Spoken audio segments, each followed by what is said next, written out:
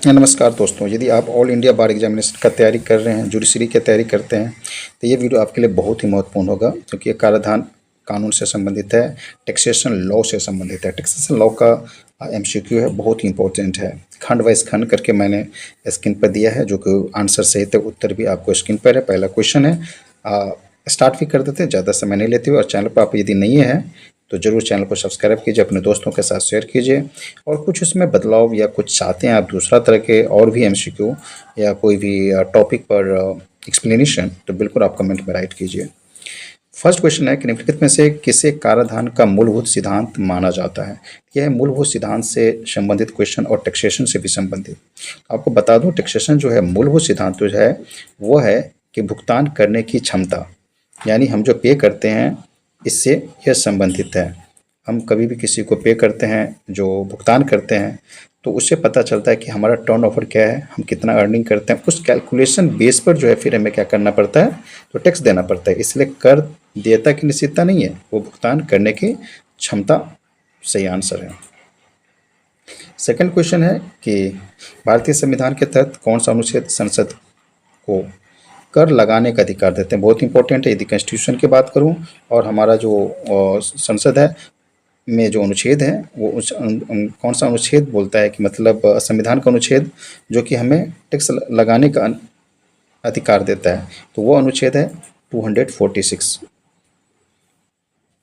Next question 3 number है, प्रतिनिधित्व के बिना कोई कराधान नहीं का सिद्धांत किस सिद्धांत से सबसे अधिक निकटता से संबंधित है। तो ये निकटता से है, निकटता में हो जाएगा शासितों की सहमति।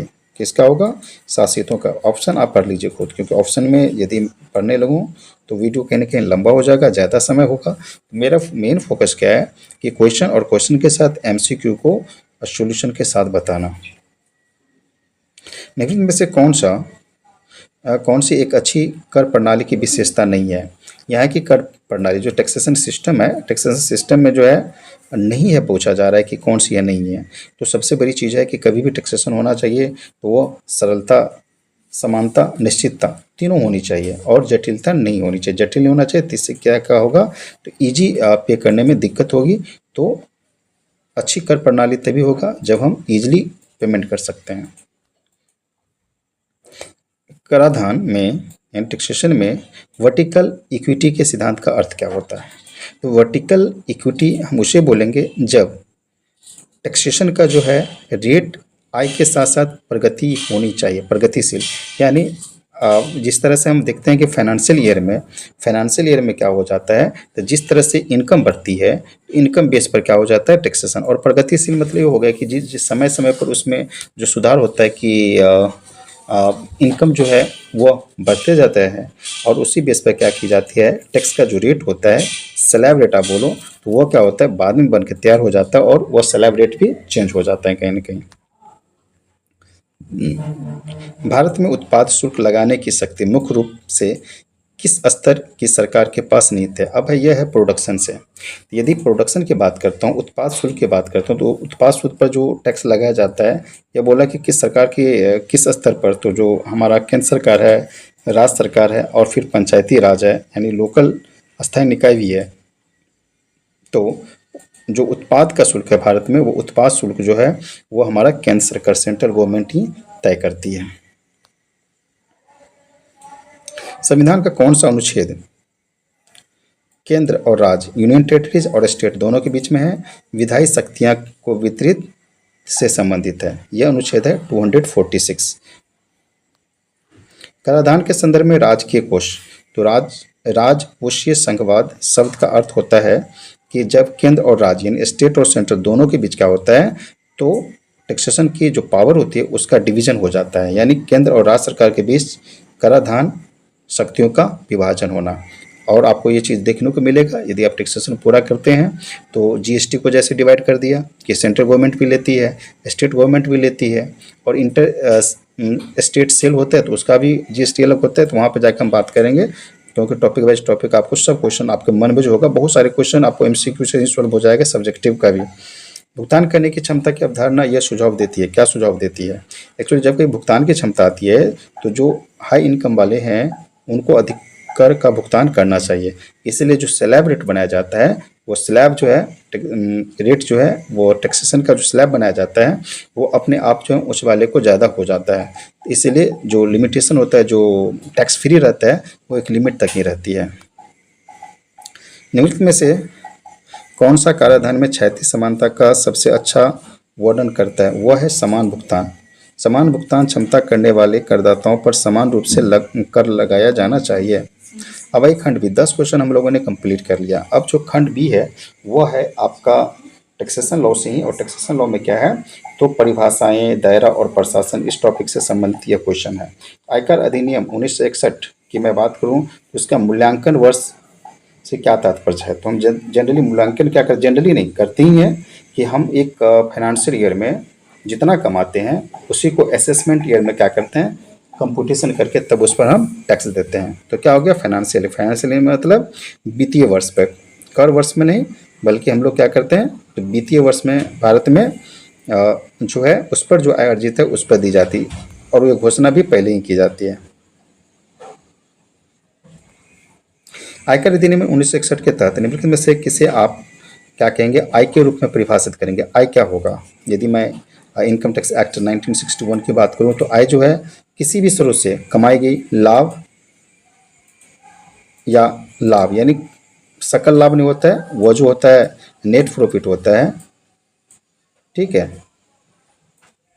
तो नेट प्रॉफिट को ही हम और कमाई को बोलते हैं, आपको आय बोलेंगे।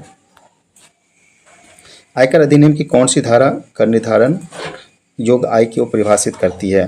तो यह है सेक्शन से संबंधित। तो इनकम टैक्स अधिनियम जो है यदि कर निर्धारण योग्य आय की बात करूं तो वह है सेक्शन 9 में है। सेक्शन 9 में बता दिया जाता है, बताया गया है साफ साफ कि कर निर्धारण योग्य आय हम किसे बोलते हैं।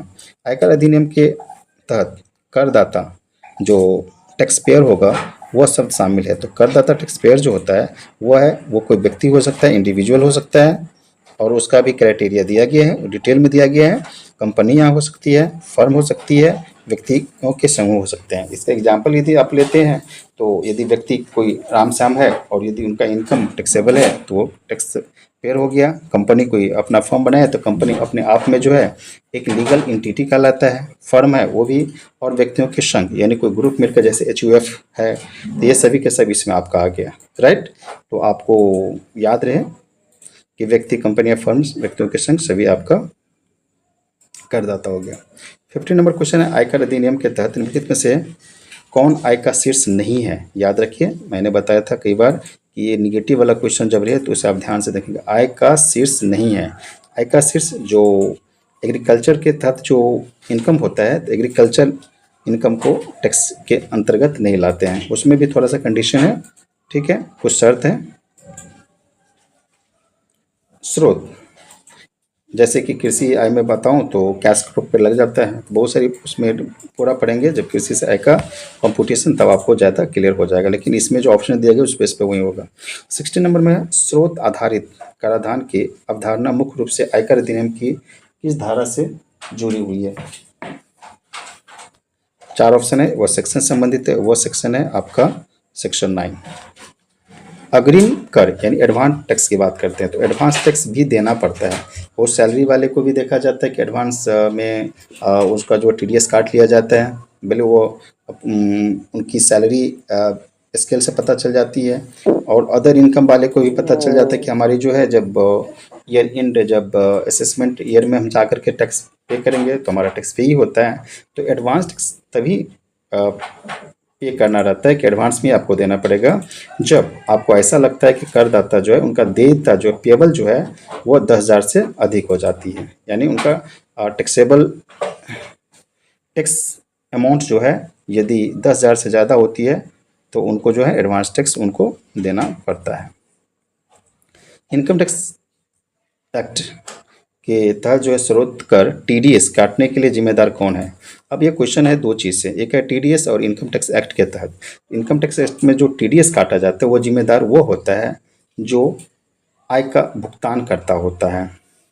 राइट, आय का भुगतान करता है, मतलब यदि आप एक एम्प्लॉय है तो आपका TDS कौन काटेगा? एम्प्लॉयर काट लेगा आपका TDS। राइट, यानी वो TDS ऑलरेडी जमा हो जाता है। निम्नलिखित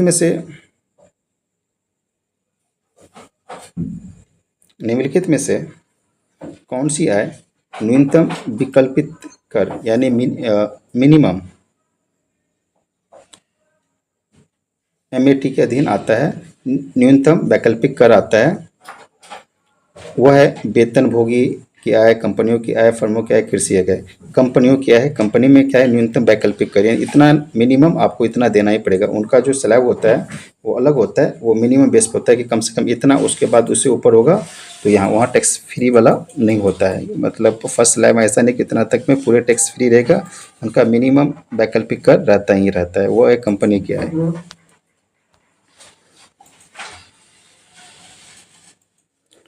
आयकर अधिनियम के तहत सामान्य कर और अधिभार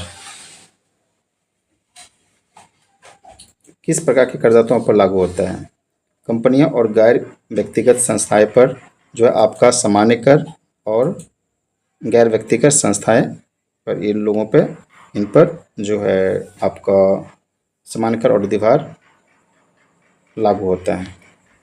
अब जो टॉपिक है वो टॉपिक है आयकर निर्धारण और विवाद समाधान।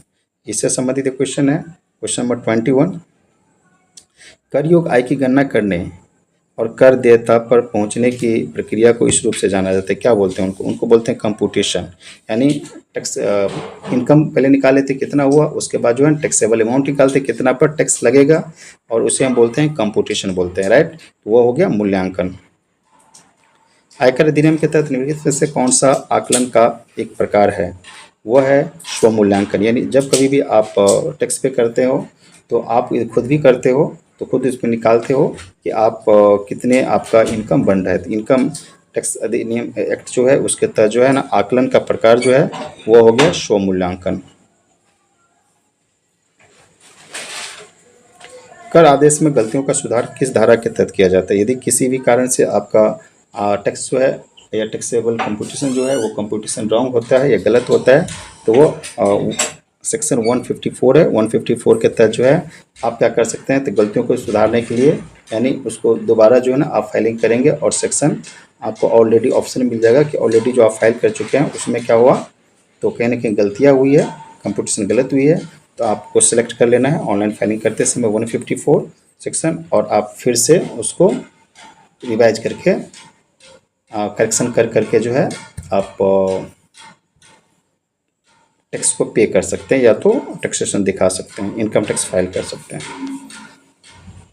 24 नंबर क्वेश्चन है, आयकर अधिनियम के तहत पारित एक मूल्यांकन आदेश निम्नलिखित में की समाप्ति के बाद निश्चित माना जाता है। क्या निश्चित माना जाएगा? यानी कब आप समझेंगे कि आपने जो मूल्यांकन किया इनकम टैक्स के अकॉर्डिंग, तो वह जो है निश्चित माना गया, मतलब फाइनल है। यह होता है मूल्यांकन वर्ष के अंत से 3 वर्ष तक। 3 वर्ष याद रखें, 3 वर्ष तक, मतलब आप जैसे ही फाइल करते 3 वर्ष तक आपका फाइनल ही फाइनल है, अब उसमें कोई करेक्शन नहीं होगी, कोई रिवाइज नहीं होगी, राइट। तो मूल्यांकन वर्ष के अंत से 3 वर्ष तक, 1 वर्ष नहीं 3 वर्ष तक। 1 वर्ष के बाद तो आप उसमें ऑलरेडी जो है आप कर देते हैं कि बिलेटेड उसको फाइन दे करके आप इनकम टैक्स फाइल कर लेते हो, राइट।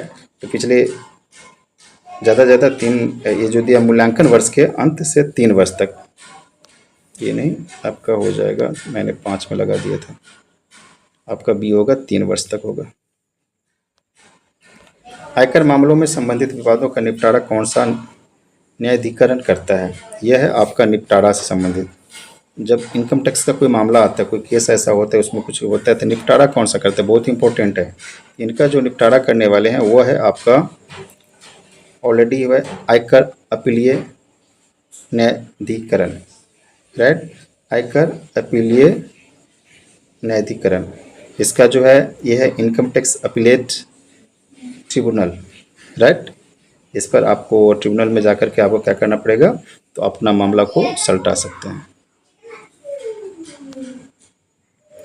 आयकर अधिनियम के तहत पुनर्मूल्यांकन रिवीजन जो करवाते हैं, रिवाइज्ड फाइल जो करते हैं इनकम टैक्स का, शुरू किया जा सकता है यदि धोखाधड़ी के मामलों को छोड़ करके। तब क्या होगा, तो यदि आप तभी करवाएंगे, रिवाइज डालेंगे जब मूल्यांकन अधिकारी को पता चलता है कि आप मूल्यांकन के बाहर हैं। ये रिवाइज्ड का नहीं था, पुनर्मूल्यांकन का है, राइट। आयकर अधिनियम की कौन सी धारा आय छिपाने पर जुर्माने से संबंधित है? यह जो क्वेश्चन है वह है कि इनकम टैक्स के अकॉर्डिंग सेक्शन से पूछा गया है। आप यदि अपना इनकम छुपाते हैं तो आपके ऊपर कानूनी कार्रवाई की जाएगी, यानी जुर्माना लगेगा। वह है सेक्शन 270A। इसलिए अपना इनकम जो दिखाइए वो सही से बिल्कुल दिखाइए। 29 नंबर क्वेश्चन, आयकर अधिनियम के तहत कौन सा शब्द विलंबित कर भुगतान पर लगाए गए ब्याज का वर्णन करता है? विलंबित कर वो हो गया कि यदि आप टैक्सेबल अमाउंट आपका बनता है और वो टैक्स का अमाउंट जो है आप क्या करते हो, पे नहीं करते हो, तो उस पर क्या करती है income tax department, interest charge करती है। वो इंटरेस्ट सहित आपको क्या करना पड़ेगा, तो पे करना पड़ेगा। तो करों के देर में भुगतान के लिए ब्याज, यानी कर आप यदि जमा नहीं करेंगे तो आपको भुगतान करने के लिए जो कर होगा वो तो करना पड़ेगा, उसके ऊपर जो है टैक्स भी आपको देना पड़ेगा। अधिभार तो आप उसी समय उसमें ऐड कर देते हैं। जुर्माना भी नहीं होगा, स्थगन के लिए ब्याज नहीं, करों के देर से भुगतान के लिए ब्याज लिया जाता है।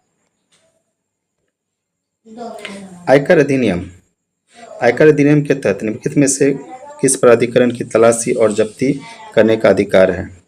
वो है आपका, यदि आयकर अधिनियम के तहत पूछा गया प्राधिकरण को, तो यह जो प्राधिकरण है वो उनकी तलाशी और जब्ती करने का जो अधिकार है वो है इनकम टैक्स डिपार्टमेंट को। ठीक है, इनकम टैक्स डिपार्टमेंट क्या करेगी, तो कभी भी तलाशी और जब्ती करने का जब उनको ऐसा लगता है आपके फाइलिंग के बाद तो ऐसा कर सकते हैं। तो ये जो प्राधिकरण है, जो अथॉरिटी है, वो अथॉरिटी हो गई आपको कौन सा, वो हो गया इनकम टैक्स डिपार्टमेंट, आयकर विभाग। चलिए 30 नंबर क्वेश्चन को कर लेते हैं। 30 नंबर क्वेश्चन जो है वो है आपका, किस रिफंड से, ये रिफंड की बात है, किस रिफंड कर रिफंड से संबंधित किसी भी विवाद की स्थिति आवेदक किस धारा के तहत अपील दायर कर सकता है? यह आवेदक किस धारा के तहत अपील दायर करेगा? तो कर रिफंड से संबंधित की बात है, तो कर रिफंड संबंधित किसी भी विवाद की स्थिति में, यानी आपको कर को रिफंड कर लेना है, तो रिफंड कब होगा, यदि टैक्सेबल अमाउंट बनेगा ऑलरेडी तो आपको नहीं होगा। तो विवाद की स्थिति में बोला गया तो आवेदक किस धारा के तहत अपील दे, तो आप अपील दायर करेंगे ट्रिब्यूनल में जाकर के, वो है सेक्शन आपका 237 आपका है इनकम टैक्स एक्ट 1961 की सेक्शन, उसके अंतर्गत आपका रिफंड से संबंधित विवाद की स्थिति यदि कोई ऐसा होता है और का रिफंडिंग नहीं हो पा रहा है तो आप अपील दायर कर सकते हैं। इस वीडियो में मैंने टोटल 30 क्वेश्चन आपको कंप्लीट किया हूँ। उम्मीद करता हूँ कि बहुत इंपॉर्टेंट क्वेश्चन आप पूरा हुआ होगा। Thank you so much.